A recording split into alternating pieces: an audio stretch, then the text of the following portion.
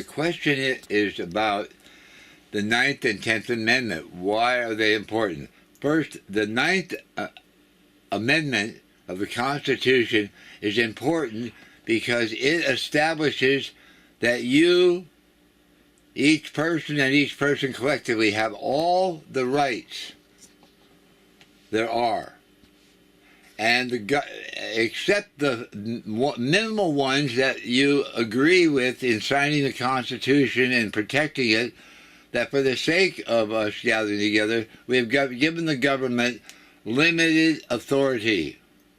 And it's very limited to actually what the government can do.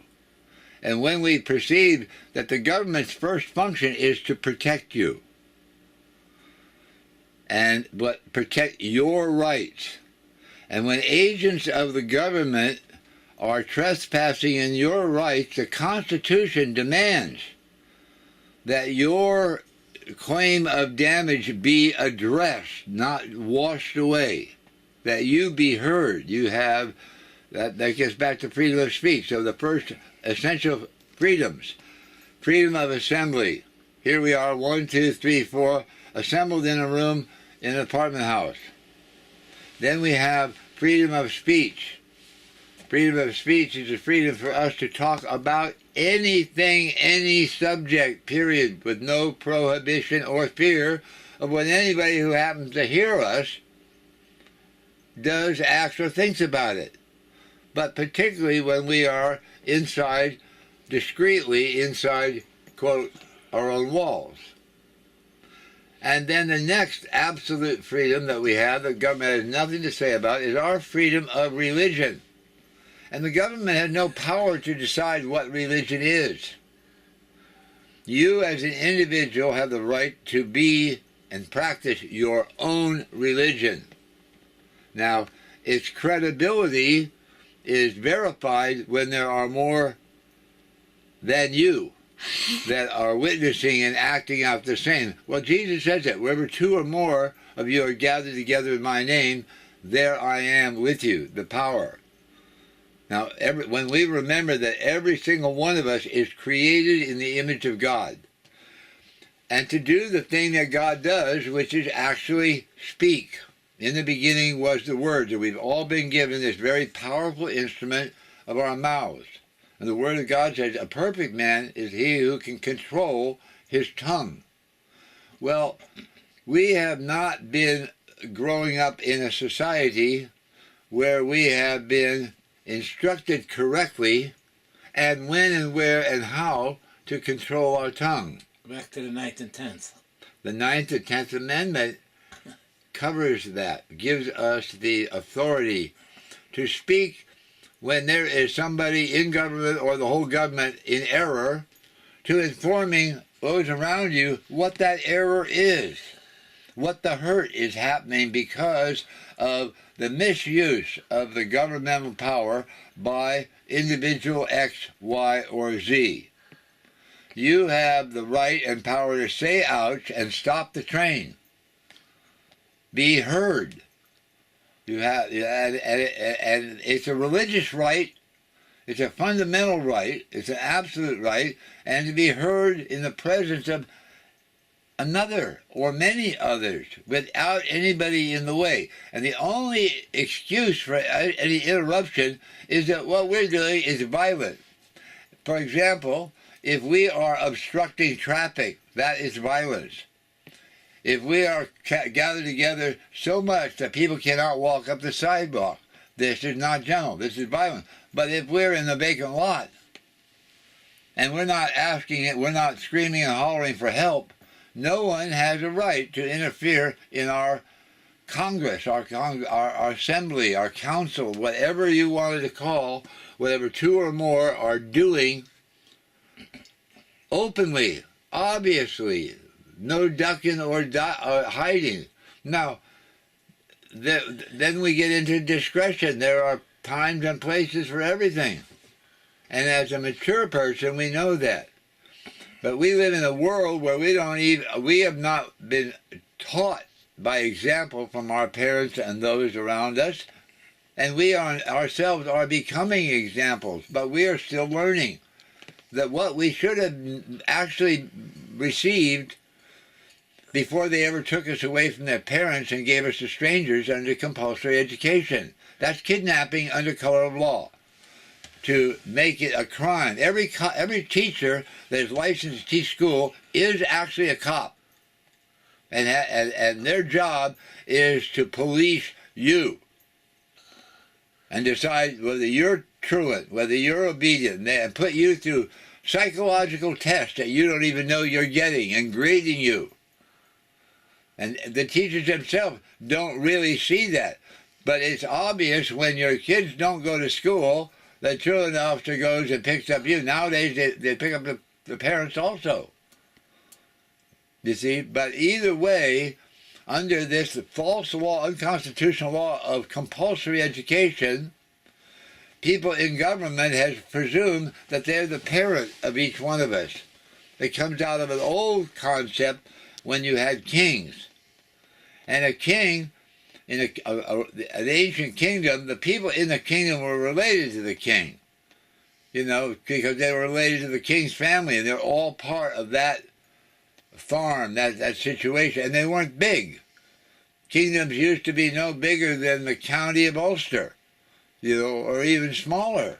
Cities were with a lot of people were on less than 100 acres, you know, because the ancient German formula, land plus labor equals wealth.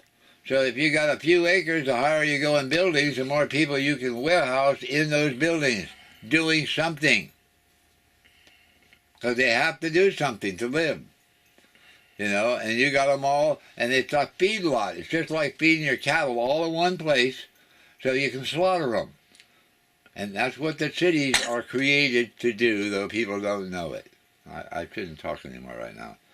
But 9th and 10th Amendment, I go back to it because we didn't go to the 10th.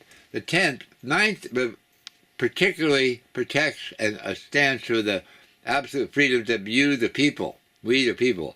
The 10th is the corporate sovereignty of the state. It's a corporate sovereignty. Very different than the sovereignty of an individual. It's a synthetic sovereignty. It is a sovereignty created by contracts. This is our state, here's the borders. It's an agreement. This is your state, here's the borders. It's an agreement. Agreement. It's a contract. It's a covenant. These are all words that apply, but the words covenant imply more than just an agreement. You know, it implies just, you know, it's fundamental. A covenant is fundamental for any conspiracy. When people convene, gather together to accomplish something that they're going to do, and really nobody outside that covenant is in on it. And basically that is how constitutions, all the constitutions, all the governments in the world are created by whoever is the most accomplished businessman on the set of that group of pirates, really, because they all have gathered a great deal more than they would allow anybody else to gather. And if anybody else did gather more, they would take it away from them. That's the purpose of the Federal Reserve Bank. The purpose of the Federal Reserve Bank is to enslave America and divide up the jurisdictions of America to various absentee landlords to be over different counties, different states, or whatever. They'll change the markers anyway. But that's the ongoing history of the world of colonization and mercantile, industrial colonization. So that, in other words, wherever there's any number of people that are now got a good little farm, some traveling salesman is going to find their way there. They're going to sell you something, a sewing machine, a spinning wheel, pots and pans, you know, shoes, and, you know, then as soon as he finds that but he doesn't want to keep doing that, so he wants to, wherever he finds there's enough people, he wants to have a little warehouse, and then there's a store. And usually he hooks up with a local lady, you know, and she runs the store. And he keeps on the road and then does the next one all the way to wherever he goes. But in any case, in each place he goes, he's got to cut deals. He has to covenant with the people to protect his warehouse, to protect his shit. You know, that's it. You know, and that woman he hooks up with and her kids are working for him, and periodically he'll show around because she's telling him he's always going to be the scary guy. You know, you better have it right when he shows up. You know, but she's the one who decides who's teacher's pet, who needs this, who's up and coming. Anyway, it goes on and on. There's so much, but it's all about freedom of speech. Assembly, that's the first absolute right we need for freedom of survival. When we have a mutual care for one another, and we want to mutually care for, we have to know each other. And we have to care enough about each other to know each other, and then know each other's health. We know when we're doing good. We know when it's bad, so somebody can back you up. Same thing, you know, this little kid is growing a certain way, but he's never going to be able to run like Johnny over here. So he backed up another way by cousins in a close-knit tribal society. You can't really have democracy beyond a certain limit of people, otherwise, because they don't all get heard. Jesus only had 12 disciples. They could grow, they could multiply, they could become fractals, you know, 12 more, 12 more, 12 more. But the reason is because to show people by speech, by conduct, by all these things, what you're talking about. And he spent 3 years amongst a lot of people, but only 120 people stuck with him and were with him at the very end, at his final class, when he told them he was going. You know, this after he's resurrected. And he said he's going to send the Holy Spirit to them. 120 men and women of a variety of ages from different sources are all there in that one room for about a month, or at least several weeks. And it says they were of one mind and one accord. They had no argument with anything. Well, that is what it takes. You cannot change the world, but if you change your mind, if you change what's called repentance, that sets up a domino effect within everybody who you touch from then on and who touches you. Just because you're no longer going downhill with the flow, you're a salmon going upstream.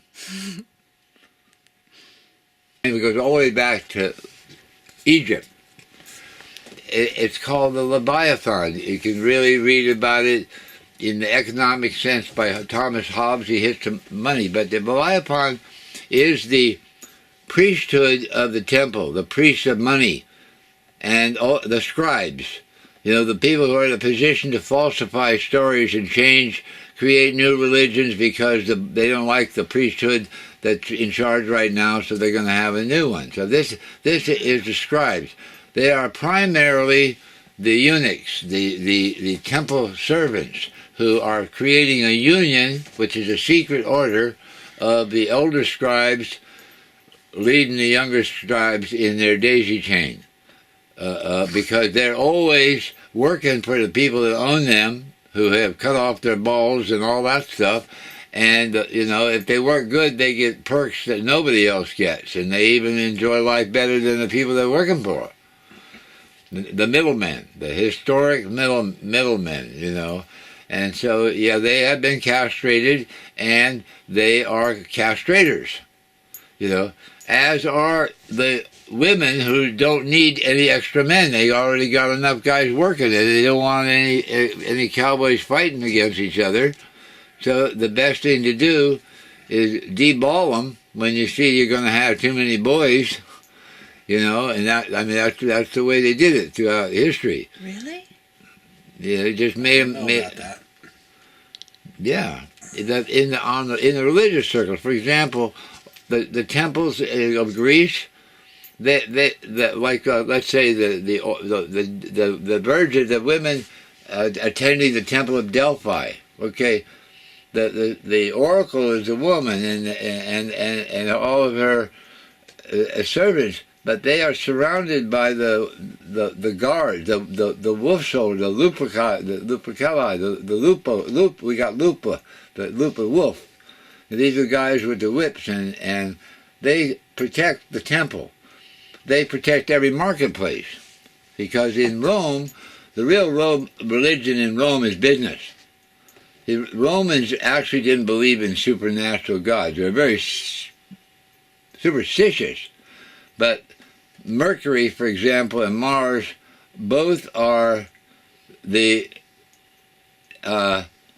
maintainers of the market, the mercado, you know, yeah, you know, you're not supposed to interrupt the girls, man, at the tables, you know, and all this kind of stuff. And you know, they're the what do you call it in the churches? Ushers, you know. But progressively heavy, you know, like nobody wants to bring the gorillas in right in the middle of tables and furniture and glass, and no, unless there's really a need. But they got progressively, they got the first. When you go into these kind of village situations, first thing you meet is the dogs. Then you meet the kids. Then you meet the old ladies. And then you meet some of the older men. And last you meet the beauties, you know, who they're hiding. How does the Ninth and Tenth Amendment relate to all of this? Ninth and Tenth Amendment, that it's for governors. The Ninth Amendment says that the people have all the rights, but since our rights and our jurisdictions, we only have them if there's an us. When you're by yourself, you're outnumbered. You know, you can try, but if nobody agrees on your rights, you lost them.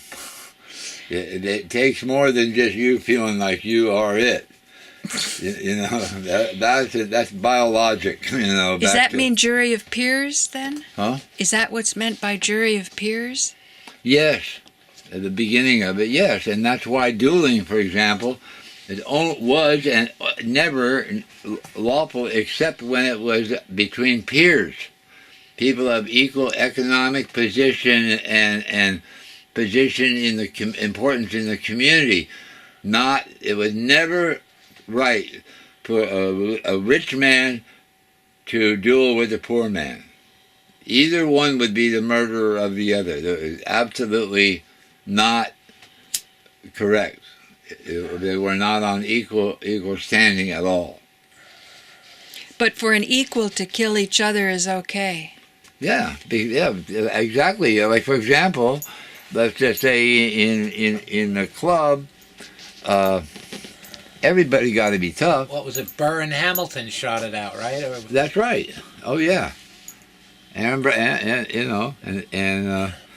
Hamilton won. Yeah.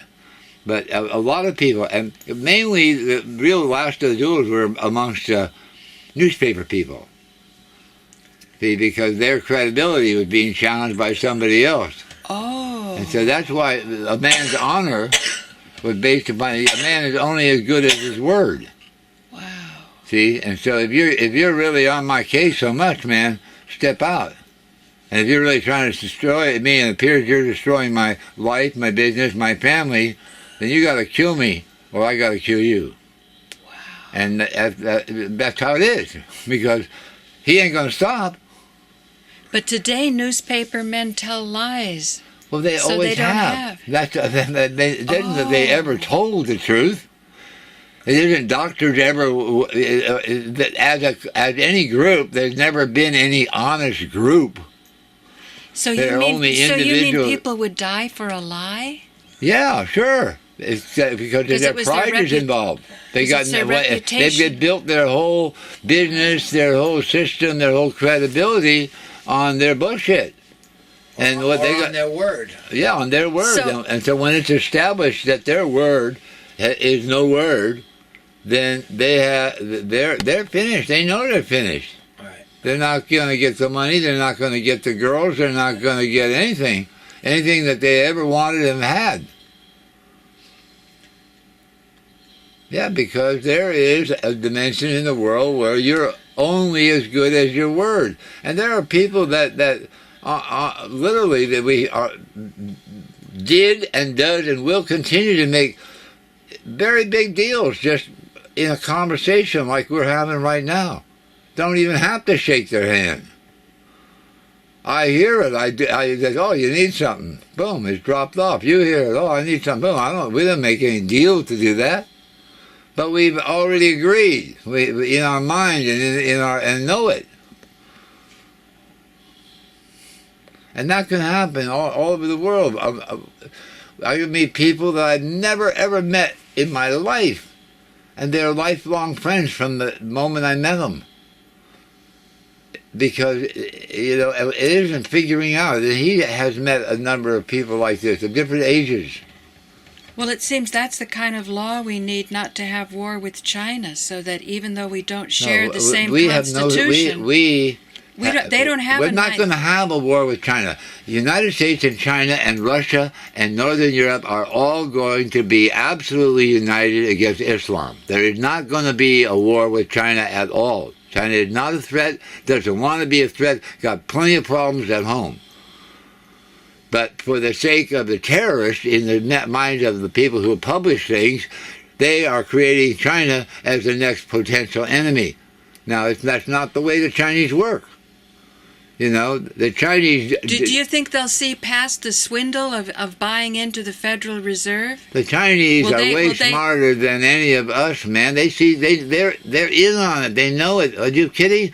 They've been in San Francisco since the gold came. The Bank of Canton is a Chinese bank. Chinatown is the biggest Chinese in San Francisco, the biggest Chinese population in the United States and anywhere in the world outside of China.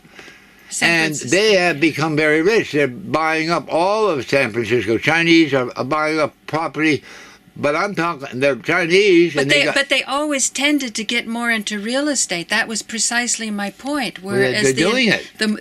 More of the white people. Let me finish. More of the white people were staying in, getting more involved in these fraudulent deals, like you were saying, where someone would die for their reputation. Yeah. Even if they knew their reputation was based on fraud, they would die for it. But meanwhile, if the Chinese were actually investing in hard assets like real estate or laundromats, they weren't in the clubs, the daisy chain clubs. Well, so that's now not it true. seems as the world is. I have to tell you, the world is ruled by crime, and all the crime lords that are actually crime lords do know each other and each other's territory. The Chinese are everywhere in the world, but not all of the Chinese. But they're active buyers and sellers. But here's my point. The crime can only a society can only sustain so much crime before it destroys that society. China has gone through more of those changes than any society in the world. They know that. Yeah, but I'm talking about the Chinese that were in America, because my friend Buck told me that his grandfather worked on the railroad, or maybe great-grandfather. Yeah. And when they got to California, there was such racism that they fired them all, and then they got Irish people to come in just as they're going in the home stretch. Meanwhile, the Chinese took back a little bit of gold that they made for this hard labor of having brought the tracks from the East Coast to the West Coast. Then that little bit of gold, what my friend Buck told me, is going back to China. His family could move from a lower caste instantly into the landed caste. That's true. Well, the ones that have stayed here are immensely wealthy.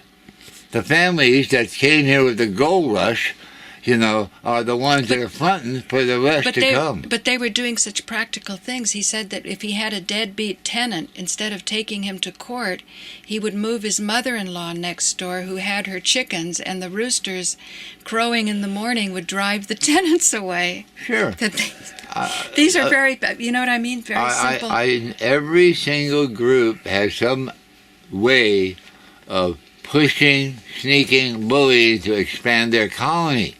But I'm saying he didn't depend on any crime groups or any connections. You didn't hear about it. He didn't talk to you about anything like that.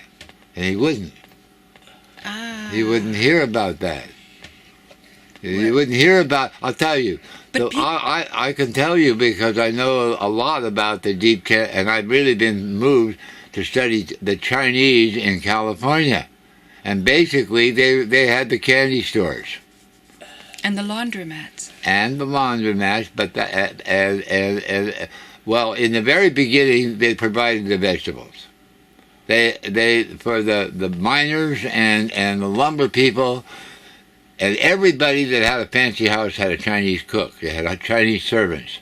And those people learned everything about the people they were working for and moved on. Then they always have been dedicated to education.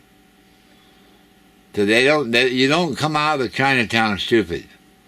Or uneducated. Huh? Uneducated. Uneducated to both Chinese and the world around you. And usually in the sciences, engineering, practical sciences. Yes, for those because they have an aptitude and the cultivation of practical bean counters. Counting beans then it easily becomes counting beads, from beans to beads. The rugs, the keeping track of the inventory, where it is, where it's going. Okay, so how does this affect our 9th and 10th Amendments? Even though it's a different, because... The 9th and 10th Amendment, to me, it validates my freedom of religion to grow and share cannabis. Share it, whether I'm giving it or whether I'm selling it. Well, there you go. The cannabis seeds came from China. Didn't Thomas Jefferson smuggle them in from He China? smuggled seeds out of China. Yeah. Very expensive seeds. So there you go. Where do you go? Where? The connection. Oh, yeah. The Chinese culture and our culture will meet at this very high level. Well, they have been meeting at that very high level. The people that actually made the money on the opium trade, who basically live up and down the Hudson River and over around Massachusetts, those people traveled, went to China, valued the artifacts that they brought down China, and even intermarried. A lot. A lot of Germans and Russians have intermarried with the Chinese. A lot of everybody, man. They have been the oldest, biggest merchants on earth. Wow. So this is a real melting pot that's at a pivotal point to either ascend or descend. For the Chinese, the dragon is good news. And that's all the Chinese, it's the people passing the bucket, the fire brigade. Here, I give you the bucket of water, you don't go anywhere, you just hand it to the next person. Well, that's the Chinese dragon, hand to hand. And they could definitely have a ring around the entire world with people. They have enough people to do that. Hey, holding hands. Did you know that the American Bar Association is a communist organization? It's a 501c3 religious organization, and they have the code of ethics of the Communist Party. Considering that the American Bar is communist, we always think of China as a communist country, freshly out of that. Actually, it's China. China uses a modern communist formula to relate to the whole world. But China is always China first. It has nothing to do with any theory of governance. I see. And at any given time, it can have any form of governance. Well, how about us right now? We seem so extremely corporate, and the world is, and our country is suffering. That's on purpose. That's the British work, divide and conquer. And that's the Jesuits. And then then the British became the hotbed of the secret Catholics when it was illegal to be a Catholic, and so the secret Catholics began to operate in with the secret Jews in the middle of the British court. Well, I was just suggesting that the difference in the Chinese culture and our culture may not be that big a difference as the difference between indigenous cultures and corporate cultures. That in a tribal sense, we could all be very united and very similar. Chinese can march in unison easier than we can. They can cooperate with each other. Is that a good thing or a bad thing? Because it's neither good nor bad. It's just a fact. So, insofar as a system can become too corporate, you don't want too much marching in line without questioning. But on the other hand, you can accomplish a lot when people are working together. That's all fine, and that's what every school teacher would teach. But in the nature of life, it's not like that. People don't ever work with each other. Even the Chinese who do it so well because they are habituated so long, Are they repressed? Well, of course. So what do you think the flower of any culture is, and all the different ones? It's as temporary as any flower. So it is not going to last. Then what about this yearning for world peace? It is a synthetic yearning.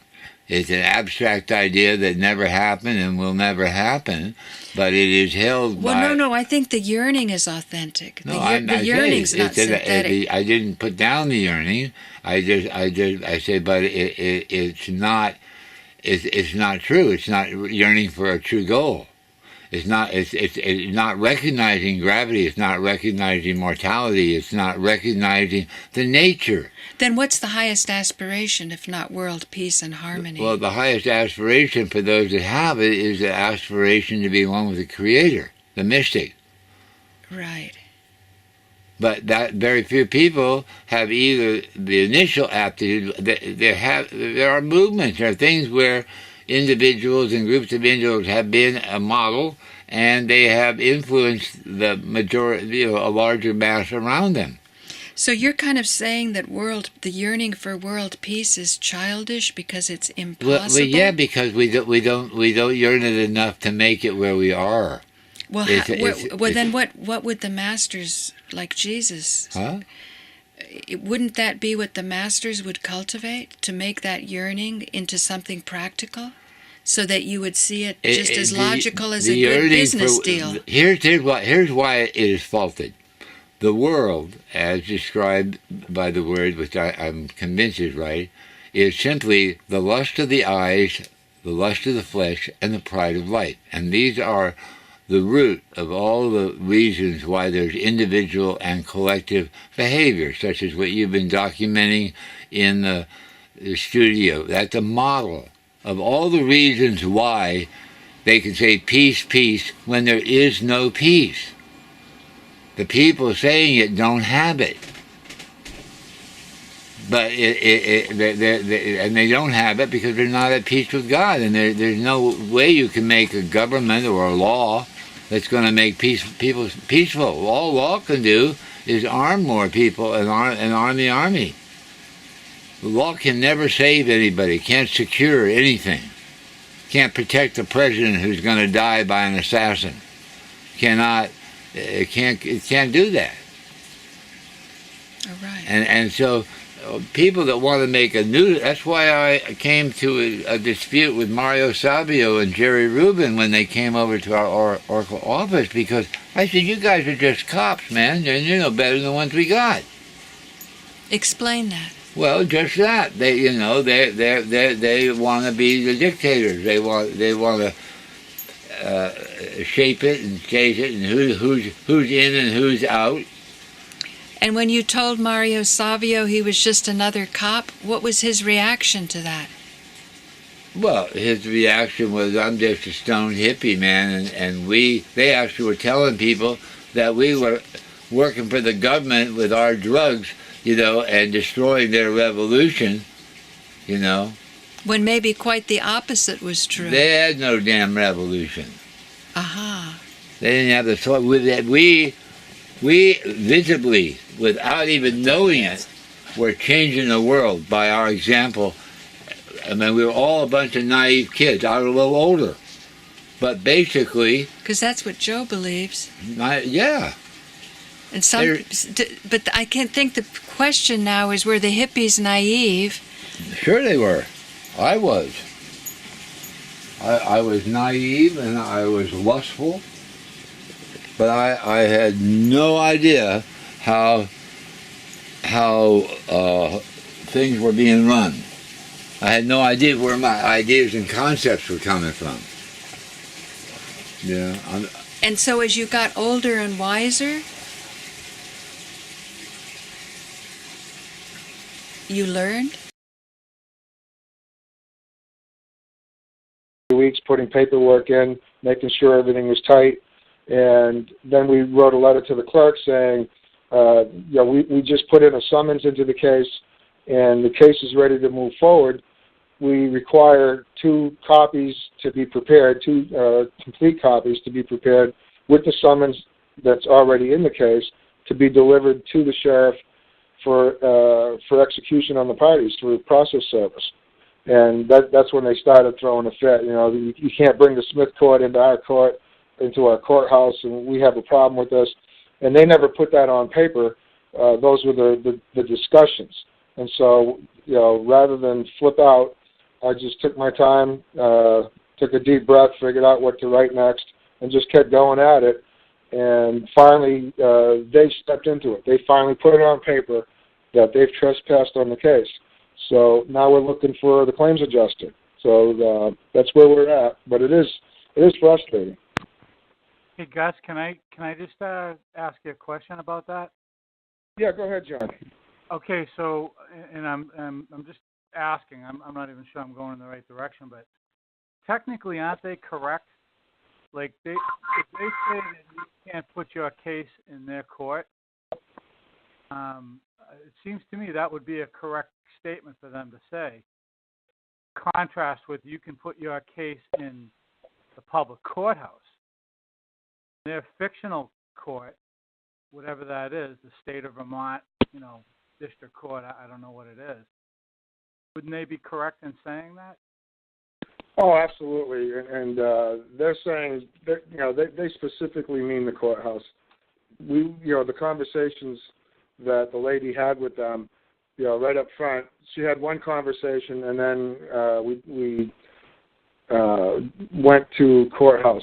We went to putting everything in writing, told her, look, we need everything in writing, and that was the last time they mentioned anything about that subject.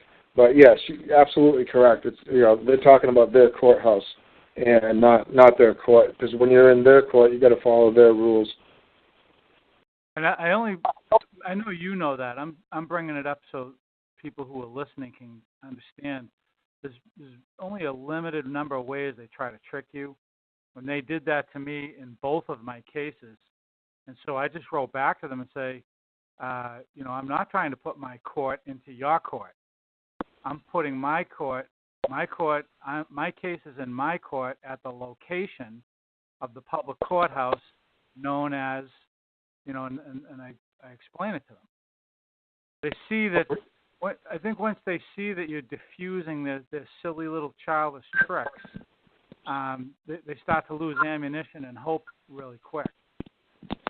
Or if you could, John, explain what happened to that. I mean, you tried to submit it through the post office. They rejected it. You've tried all sorts of things, and then you went in there face-to-face last week. Well, this past week. Go ahead and explain what happened at that courthouse, because that was a great story.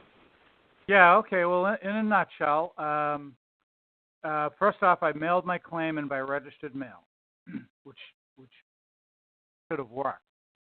But their internal policy is the clerk takes your case. Now, keep in mind, these guys don't see common law cases, so it's like they have a mental habit. Every time a case comes in, they follow a certain procedure, and that procedure is they take your case and they immediately send it over to a magistrate. It's immediate. They assign it in the computer, and it goes over to a magistrate for review to make sure it has the basic ingredients to be a case. And if it doesn't, then they're going to reject it, or they're going to tell you what conditions you have to satisfy.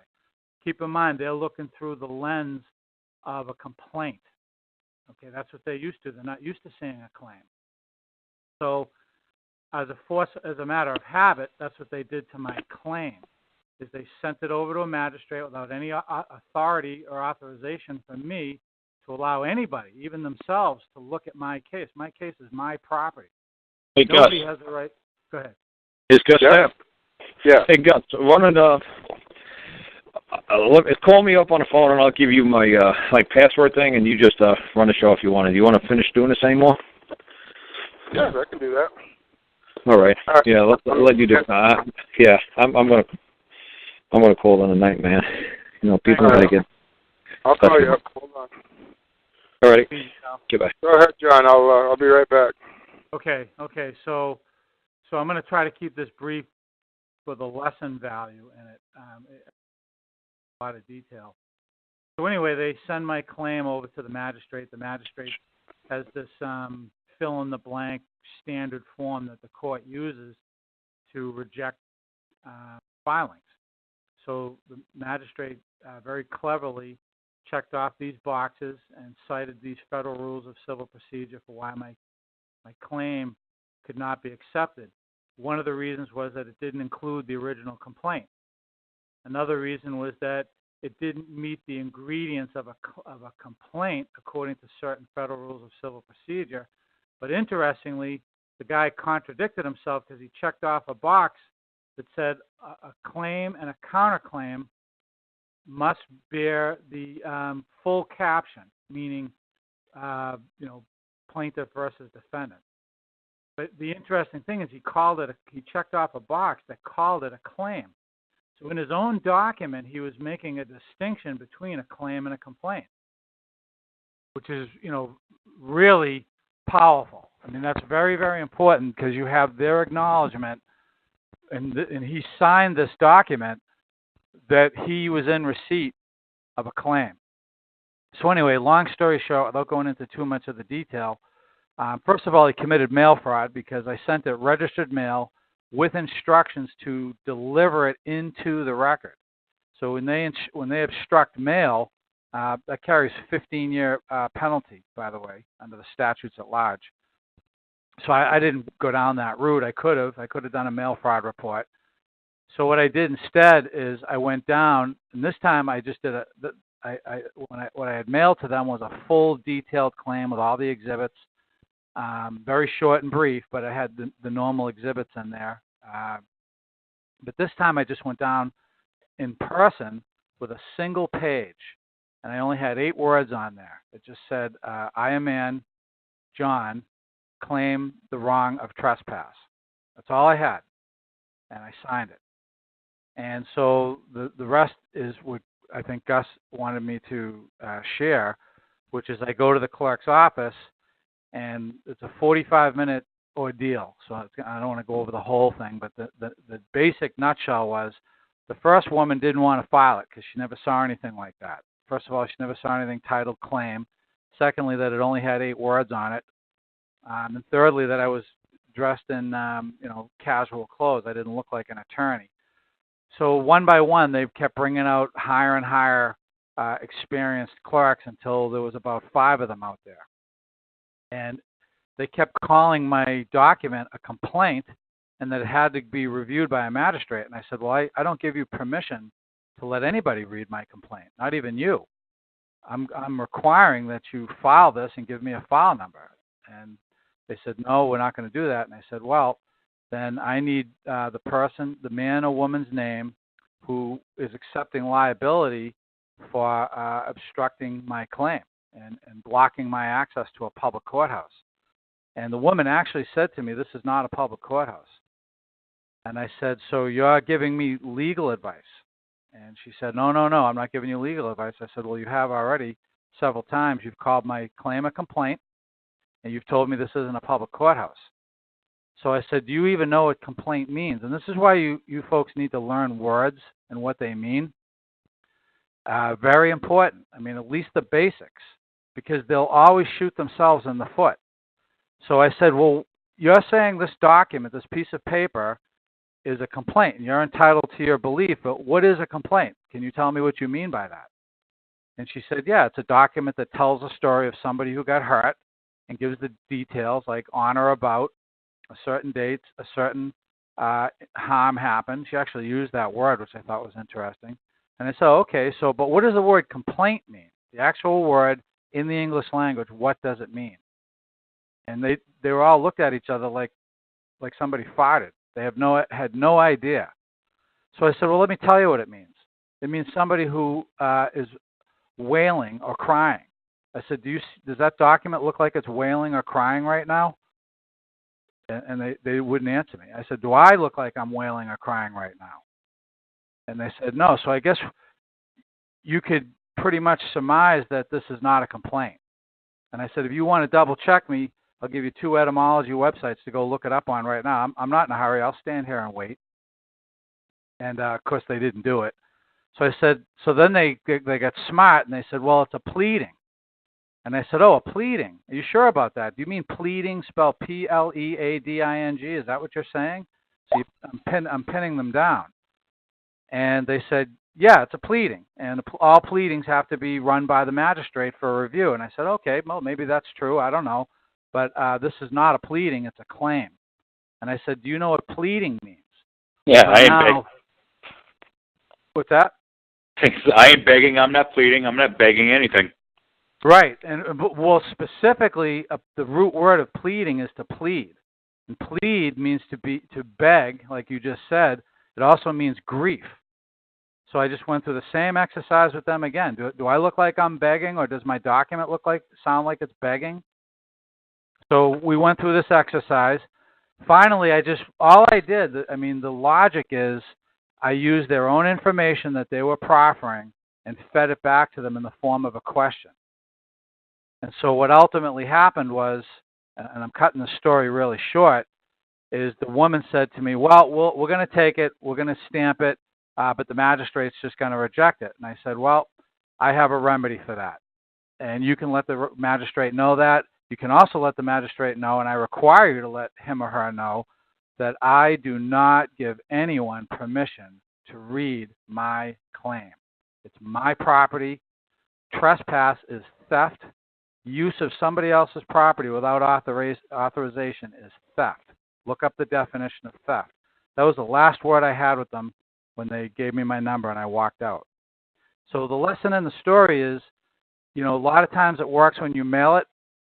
Sometimes it doesn't. Sometimes you have to go in there. If you go in there, they're going to razzle-dazzle you, and you better know some of these words, and you better not let them put you on the defense with their questions. You got to keep them on the defense. And so the way you do that is you've got to know what these words mean. And some of the key words, just to recap, is, and by the way, what the definition of claim is a demand by right. And they didn't know that. So I gave them that. So those 3 words, claim, complaint, and pleading, or the root word plead, were very instrumental in them feeling compelled to stamp my document. So, and there's more to the story that's interesting. I just don't want to, take up the whole night in case somebody has a question. But that was a real experience that just happened last Friday. Yeah, Go ahead. I was going to say you're right damn on, John. And as people start to immerse themselves in this type of lifestyle, you start to realize that every word has a particular and specific meaning. Words are to be used with an exact meaning and an exact use. You can basically say that every word that's ever been created has some type of specific use, like a tool, like a scalpel. And every word that you use, whether verbally or in writing, should be used that way, like you're performing an operation. One word can be the scalpel, one word can be the clamp. And that's the way you really have to look at it. And while you're looking at different ways of researching how to live this way, one thing would be to grab a dictionary. Just research your words, because every word has a specific meaning, or else it wouldn't be given its own word. Right. Someone has a great question on the board, which is a really good question. Did I mention common law? Actually, I didn't. And it probably would have been a good idea, but here's what I did do, is I said, right now, I am being harmed by another man, and my property is being injured and subject to theft. So you have to make a decision as a public servant in this public courthouse. Are you going to aid that by blocking me from filing my claim for justice in this public courthouse? Are you going to be an accomplice? That's the question before you today. And that, I think, really stimulated them to think hard about what they were doing. So, yeah, it would have been good to mention the common law, but I was trying to keep it focused. I was on what they were saying and then flipping it back on them, rather than going sideways on other issues. Not that the other issues wouldn't have been valuable, but that was the strategy that I think was effective, is flipping back onto them in the form of a question what they were saying. And you're right, the words are like surgical tools. Yep. As long as you put them in the form of a question. Yep. And it's always beneficial to usually answer questions with a question as well too. I mean, a lot of what I've learned over the years, and I spent a lot of years in sales careers, and usually every bit of sales training that I ever went through over the course of my life, whether it was Dale Carnegie or anything like that, was that whoever is asking the questions controls the conversation.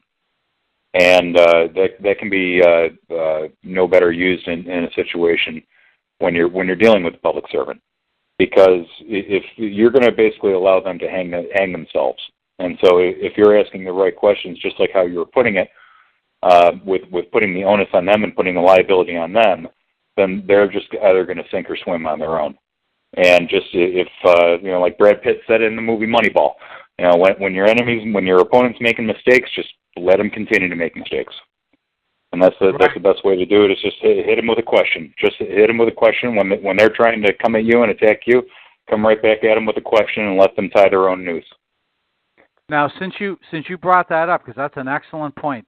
Dale Carnegie. If there's anybody on this call who hasn't read Dale Carnegie's book, How to Win Friends and Influence People, you're really missing out. First of all, it's the number 2 selling book of all time, second only to the Bible. Mm-hmm. And I've taken their management courses, and I've taken their public speaking courses, because I did a lot of public speaking back in the 90s. And don't forget the other principle that he teaches, which is just as important. I don't mean you, sir. I mean the other people who are listening, which is you always let the other person save face. Mm-hmm. In other words, when I'm giving you this information kind of aggressively and quickly now, but when I was there, I spoke firmly, but I didn't do it with a tone of voice or an inflection in my voice that was anxious to set them up for failure. I did it in a consultative, kind of empathetic mode. When I would say to the woman, why are you calling my document a complaint? You obviously have a belief that you're grounded in. I would like you to share that with me, just in case you're correct. I don't believe you're correct, but why are you calling it a complaint? And so she would give me her reason. I let her talk herself out. Then I'd dig a little deeper. So I'd say, so you're saying that I need to tell a story, and I need to say how I was harmed and on what date and who did the harm. And so that's your belief. Is that correct? And she said, yes. And, of course, all the clerks are all bobbing their head up and down. Oh, wow, this woman's doing a great job. And I said, well, and so that's when I said, okay, so now I have your definition. I'd like to give you mine. It's actually not mine. It comes from the English language, which is approved by Congress every so many years, and it comes from etymology. The dictionaries are written from etymology dictionaries. So I went back to the etymology of the word, its actual root, where it came from. Did it come from French, Greek, Latin? And I went back to that root. And so here's what that says. And so you make it impossible for them to fight it. You've given them a chance to say their piece, and they, of course, it's an opinion. They actually didn't look up the word, and now I'm bringing them into, okay, here's what the English language definition is of that word, and here's the history of the word and where it came from. I'll stand here and wait while you look it up. Here's Oxford's Dictionary's website. I brought it with me, by the way, for etymology. Here's Johnson's etymology website, and here's etymology online. And I took the paper, I flipped it into the over-the-counter to them. I said, I'll stand right here while you look it up. And I did it very nicely, not like a wise guy, not shoving it down their throat, because then people, put up their guard. Yeah, you don't want to take a dominant position. You want to take a moderate or a recessive type position, because if you allow them access to do it, that they will guide you. Anybody will guide you through any type of situation. Just just asking the right questions and just taking that stance. And the less dominant that you appear, the more they'll guide you. Plus, also people too. Regardless of what type of situation you're in, whether it's dealing with a public servant or anything else, most people love to talk about themselves. Most people love to just go on and on and on. And if you let them, they'll do it. Right. Right. Now, on the flip side, since we're on the subject, I had a totally different experience when I went in the following Monday to file some other documents. And I handled it a whole different way. So you need to be a little flexible. I went in, years ago, I used to do subdivisions. And I learned from an old timer, whenever you go in front of a zoning board or a planning board and you want a development approved, and I've done many of these, you always want to give them at least one, preferably two or three things to say no to. Because that's the business they're in. They're in the business of saying no. So when I went in there, and I didn't do this on purpose, so I'm not going to take credit for it, but I relearned an old lesson. I went in to file my claim, my more detailed claim, because the story I just told was filing my one-page claim. Now I went back to file the claim that they had rejected and mailed back to me. And so when I went in there, this really nasty, militant type woman comes out and says, "Oh, we're not going to give you a certified copy." And I said, "Oh, why is that?" And she said, "Because the magistrate hasn't approved this." And I said, "Oh, okay, well, that's interesting. I've not come across that before." And of course, in my mind, all I was after was the case number. So I had to make a really quick decision on my feet. Do I want to stand here and go through that same exercise with her and risk not walking out of there with my claim number, or make her feel like she got a win and get my claim number? So I rolled the dice. And Kyle probably would have done it differently and in a better way. But I just said, well, I take issue with that, but let's just do it your way. And I assumptively said, for the moment, and I'll take my claim number and I'll stand over here in the corner like a corrected student and think about what you're doing to me. So she turned to the other clerk, the lower clerk, and she said, "Give him his claim number." So I didn't give her, I didn't give a rat's ass about getting a certified copy. It just would have been nice, but I don't really care. So I got my claim number and I got a file stamp. So that's another strategy. Sometimes you don't want to argue over something that's not crucial. And so that I walked out of there with my claim number.